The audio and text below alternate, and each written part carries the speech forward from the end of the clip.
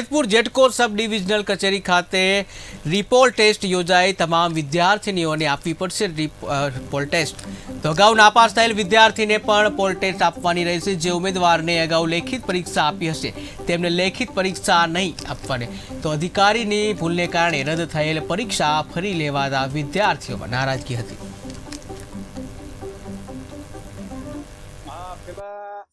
ક્લેમ્પને આયરવાર થઈને માથું આયરવાર આવી જાય કે પછી હાથ અડાડવાનું એવું હતું, પણ અત્યારે જે ક્લેમ્પ છે ત્યાં બંને પગ અડાડવાના થાય ત્યારે પોલ ટેસ્ટ આખો કમ્પ્લીટ થયો ગણાય નહીં। આ થોડુંક અપડેટ જરૂરી છે દરેક એક્ઝામમાં, બરોબર છે, જેથી કરી ખબર પડે, કોઈ એવા ઇસ્યુ ના આવી શકે વિદ્યાર્થીઓ કે અમારી સાથે ખોટું થયું છે।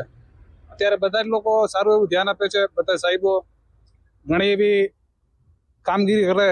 પહેલા કરતા થોડું હાર્ડ છે, પણ ઘણા લોકો નથી ચડી શકતા, જે મેરિટમાં છે અને નથી ચડી શકે એવું પણ બન્યું છે। નાપાસ તો નહીં, પણ માર્કિંગ થોડુંક ઓછું થાય, જેમ કે સેકન્ડ ઉપર માર્ક આપવામાં આવે એટલા માટે જો વધારે સેકન્ડ થાય તો તેને એકદમ માર્ક ઓછા થાય છે, બરોબર। દરેક સેકન્ડનું માર્કિંગ અહીં થાય છે। 20 સેકન્ડની અંદર ચડી જાય તો એને 25 માર્ક પૂરા આપે છે, અને 20 સેકન્ડથી ઉપર થાય તો એનું માર્કિંગ માઇનસમાં વયું જાય છે। અત્યારે અમારે કહેવાની વસ્તુ એ છે કે ગયા વખતે અમારે જે એક્ઝામ લેવડાવી હતી ત્યારે શું છે કે એંગલ સુધી હાથ દેવાનો હતો, અત્યારે અમારે એંગલ ચડીને ઉપર પગ સુધી ઉપર ચડવાનું છે। તો હવે શું છે કે એંગલમાં થોડાક ખૂણા ને એવું બધું હોય છે, તો લાગી ગયું મને અત્યારે થોડુંક અંધુક ઘસાડો પડી ગયો, એટલે હાથ લગીની હતી જે લગી બરોબર હતી એમ મારું કહેવાનું તો એ છે।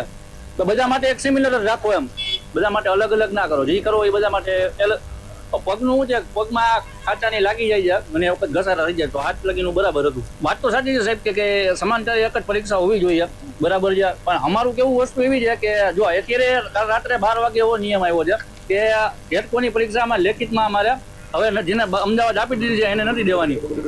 તો અમારું કેવું એવું છે કે અમને ભાઈ પરીક્ષાનો મોકો મળવો છે, કારણ કે અમારા માર્ક કદાચ વધઘટ થયા હોય તો અમારે શું